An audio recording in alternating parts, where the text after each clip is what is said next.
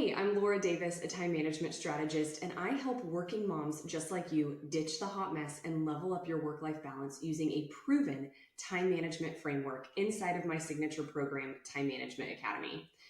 Now, today, I want to know, do you ever feel like you are spinning your wheels, but nothing ever seems to get done? In today's episode, we're tackling the three biggest time traps that working moms face and how to avoid them for good.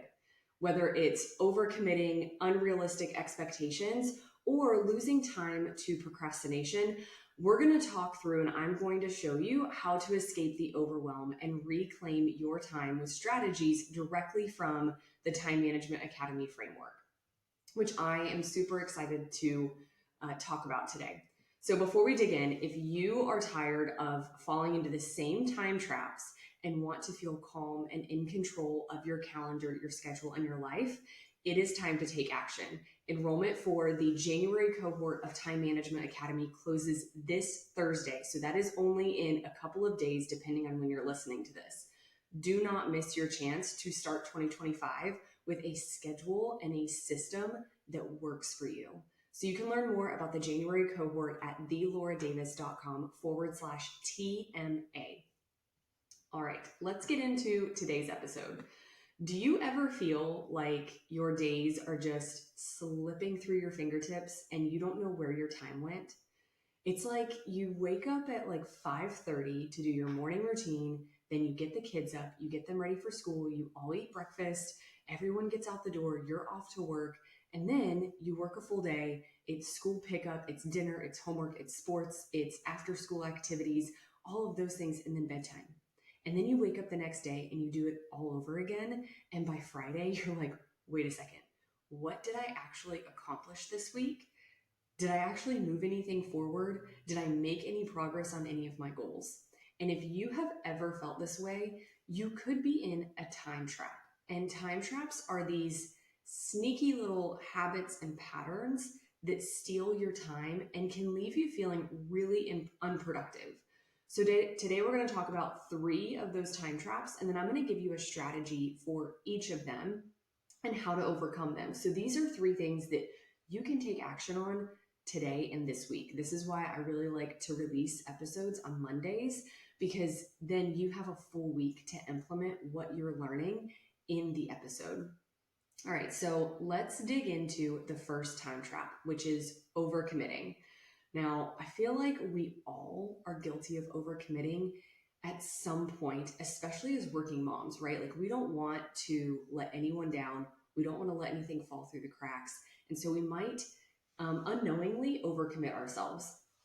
And overcommitting ourselves truly is what I would argue is one of the biggest culprits of leading to burnout and stress for us as working moms, because we really mean well when we say yes to everything. We mean well when we volunteer to lead that PTA committee, or, we really mean well when we take on extra projects at work. We mean well when we're like, sure, we'll be the assistant coach for our kids' soccer team.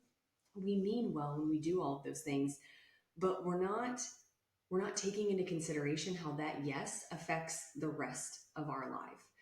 So I want to talk a little bit about, we don't realize that we're overcommitting until it's too late. So kind of like what I was just saying, that it's really important to understand how your yes to that specific request affects the rest of your life. And you can do that by understanding your bandwidth and truly knowing your bandwidth. Now, if you were in the bandwidth reset workshop recently, then you know that you got a spreadsheet that can be used as a tool to actually calculate your true bandwidth every single month, given this formula that I created inside of this tool. Now, if you missed that workshop, send me a message or an email. You can message me on Instagram, it's .laura.davis, or you can send me an email, laura@thelauraddavis.com. And I am more than happy to send you over the replay and that tool. So for overcommitting, I think the number one strategy that you can give yourself, and I'm actually giving you two strategies for this, but I think the number one strategy that you can use right now is a 24-hour pause. So I call it the 24-hour rule, But before saying yes to anything, give yourself a 24-hour buffer so that you can consult your calendar. You can also evaluate your actual desire to say yes or no to whatever the request is. And you can talk with anyone else who might be affected by your yes. And so, a really great example of this in my life is if I'm going to say yes to something, I likely need to check, after checking in with myself, I need to check with Zach. And then I also likely need to check with my mom because both of them are huge support networks for me and for Harper. And so, whatever I say yes to is likely going to affect them. And then Zach, of course, does the same thing in return as spouses. It's not like I ask his permission or anything. It's more just, hey, I know that this could potentially affect you. So before I say yes to it, I want to check in with you. And that allows you to check in with yourself, to check in with others around you, but it also gives you a buffer. So, a lot of people, when they're put on the spot, they're like, oh, I don't want to say no, to their face. And it's like the 24-hour rule gives you that buffer. You're not saying no to someone, you're not disappointing them, but you're also respecting your time and your boundaries. And so I love the 24-hour rule. Some people make the rule longer. If you need to make it longer, that's fine. I'm kind of a quick decision maker. Usually I can feel it in my gut right away if I want to say yes or no. But the 24-hour rule really gives me an opportunity to take time to reflect on whether or not I want to say yes or no. The second bonus strategy, or the second strategy, it's kind of like a bonus strategy, is one of my favorite concepts. I do not remember where I heard this. I didn't necessarily come up with it. I've kind of tweaked it a little bit, but I don't remember where I heard the original concept from. But I call it, because I can't remember the name of it, I call it the BFF wish. And this is where I give myself one BFF wish a month where I can break my boundary for someone. So, for example, let's say that for my VIP planning days, I only open one of those per month. But let's say that somebody comes to me and I already have January booked, which I do, I'm really excited about. But let's say somebody comes to me today and is like, hey, I desperately need a VIP planning day. Here are the reasons why. And can you fit me in this month? Is there any way you can fit me in this month? I have a BFF wish available. So I can say, you know what, I have this, and this is an internal thing. This is not something that I say to anybody externally. This is my own internal guidance.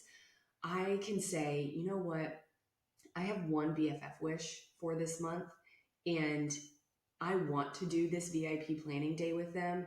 And I feel like it's a really good reason they really need this in the month of January. I'm going to use my wish on them this month. Again, this is not something that I tell them. It's not like a discount. It's just I get to decide where I let up on some of my boundaries. Now, I could also say, maybe I used my BFF wish earlier in the month. I can say, I really do want to do this VIP planning day, but I've already used up my BFF wish. I don't think I can overextend myself right now by doing a second one-on-one in the month of January. Again, that's something that internally I'm making that decision that I've already used my BFF wish, so I don't have the capacity to take on another one-on-one. So then what I might communicate to them is, I love that you are excited about a VIP planning day. I already have January booked. However, the first week in February, I can definitely get you in because February is not yet booked. So that's where I can get them in as early as possible in February, but I'm not sacrificing my boundaries. So I like to have one wish a month where I can say, and it's not just business, you can also do it personally, where I can say, hey, this doesn't necessarily align with my boundaries, but I'm willing to kind of make an exception this time for this BFF wish. And again, the BFF wish, that's only something that I keep internally. It's not something that I communicate to people. It's just a way for me to have kind of an exception to things if I want to each month without getting crazy, right? I'm not making exceptions for everyone. I have one per month. All right, let's move on.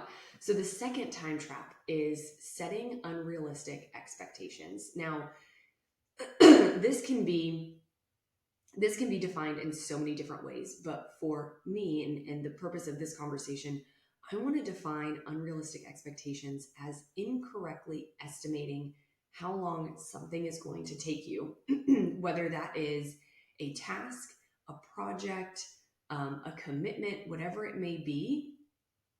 Incorrectly estimating your time sets unrealistic expectations for you. And I'll be honest, this is one of the most common things that I hear from clients who I work with or other working moms who might not be clients yet. And to tell you the truth, it's a little bit unexpected, but I've heard it so much over the last couple of years that people don't know how to estimate how long something is going to take. And then they feel really defeated when you give yourself, let's say you give yourself an hour to do something, and then at the end of that hour, you're not even halfway done with that thing. That can be a really defeating feeling, right? Of underestimating how long something is taking you. And Time Management Academy actually has a formula inside of the program to help you estimate how long something is going to take so that you get more accurate at your estimations when you're planning. But I still want to give you a strategy and then also a bonus strategy for estimating your time. So the main strategy that I want to give you is to add a 10% time buffer when you are estimating time. So, if you're saying, hey, this project is going to take me an hour, that's 60 minutes. So adding 10% to that, you're adding 6 minutes. But let's just say you give yourself like an hour and 15 minutes to get something done. Now, obviously, if it's on a bigger scale, if you're like, hey, this launch is going to take me 7 days, then I would say, you know what, actually, let me give myself 10 days. Okay. Let me give myself a little bit longer to do this launch or whatever the larger project is. Whatever you're estimating, go ahead and add 10% to that. And I actually could get into an entire podcast episode about the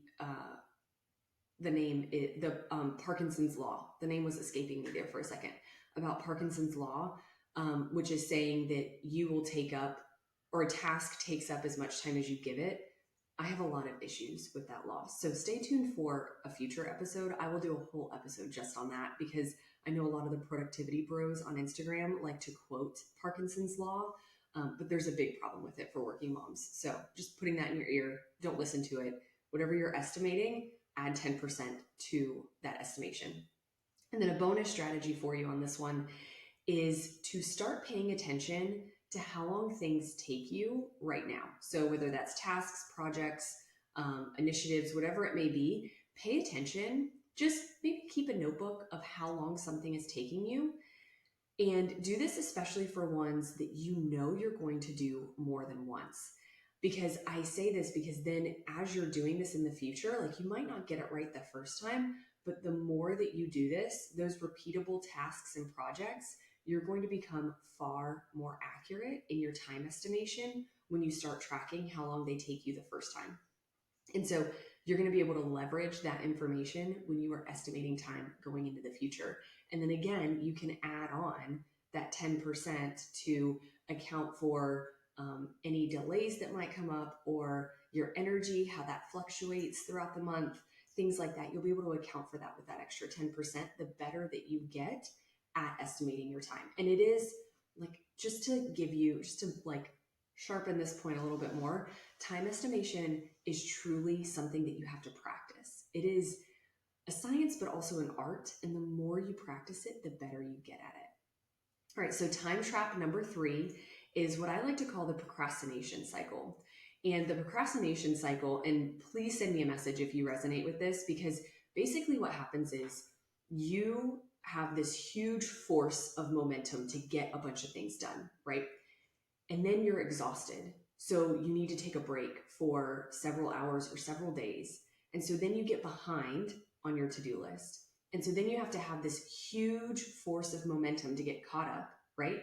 And then you're exhausted again. So then you take a break for a few days and then you're behind again. And then you need this huge force of momentum to get things done and get caught up. And then you need to take a break. So you're behind again. Do you see how this is like a cycle? I call it the procrastination cycle, because this is truly how decision fatigue and overwhelm come into play and lead to you avoiding tasks because you're spending so much time and energy getting caught up that you're not ever actually just working from a a like even flow of energy, right? You are constantly trying to catch up with a huge momentum of energy and then rest from that huge momentum. And then you're behind. So then you're catching up and then you're tired. So you're resting and then you're behind. So then, and it's just this never ending cycle. But if you can have even energy throughout a week, including your weekends, you're not going to fall victim to that procrastination cycle. And so another way to put this is, and I really resonate with this, especially when I was going through extreme burnout a few years ago. If you have to veg out on the couch all weekend to try to recover from how productive you were during the week, are you actually getting ahead? Are you truly getting ahead by having that huge momentum of energy during the week? Or are you actually just stuck in this procrastination cycle? And so if that resonates with you, here's a strategy that I really like to use, and kind of a bonus strategy too. They're kind of connected, but the strategy is to implement a weekly planning session to stay ahead of your to-do list and ensure that you are getting the rest and recharge time that you need. So in these planning sessions, you can plan out your to-do list, you can plan out your projects, you can plan out the things that you need to get done, and you can see visually like, hey, I'm getting everything done. And you can also ensure that you are getting the rest that you need and the recharge time that you need, because you can build those into your week. And then kind of like I'll call it a bonus, is to do these planning sessions on a Friday. So this is another thing that we teach inside of Time Management Academy. I give you an actual like checklist agenda for your Friday planning session so that you never forget anything. And this allows you, doing it on a Friday really allows you to stay productive on a Friday afternoon when that is usually one of the most unproductive times of the week, right? And you're still getting something done, you're still being productive, but it's not a high brain energy type of productive task, right? It's pretty low brain power. So I hope that these 3 tips were really helpful. I hope you enjoyed this episode. If these tips are helpful, if you want to hear more about them, see them executed in real life, see how they can truly be ingrained into your time management system, then I highly encourage you to enroll in the January cohort for Time Management Academy, which again is only open for a couple more days until January 16th.